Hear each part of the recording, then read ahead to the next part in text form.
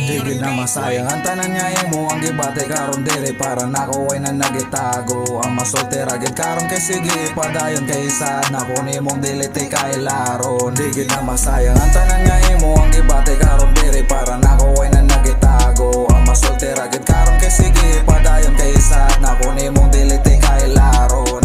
Ayaw ka bala ka kay hatag naon nimo ang tanan naron gugma na to kay mapadayon.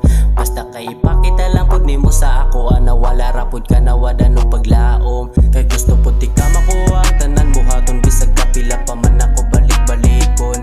Makita gyud na nimo sa ako ang tinuod nga dili tanan laki igura mo ilaron. Karon kabalo naman jud ka kung unsa ko kabuutan para imuha kong higugmaon.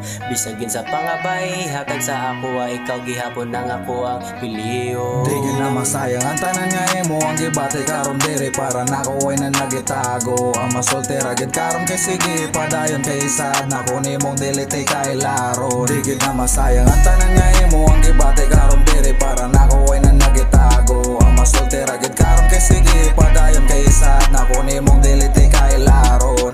Karong kabalo na ta sa gibati sa usag-usa ato pa ba ni sayangan ang higayon. Akong isa adi mo nga dilirani sa karon para napud ni sa umaabot na to nga puhon. Ato pa ba ning sayangan kung pareha taganan di lagi ti kabiyan hangtod nanis ka ang turan. Pwede ba nga isyuran na kay gusto na ko ikaw kay ako ara.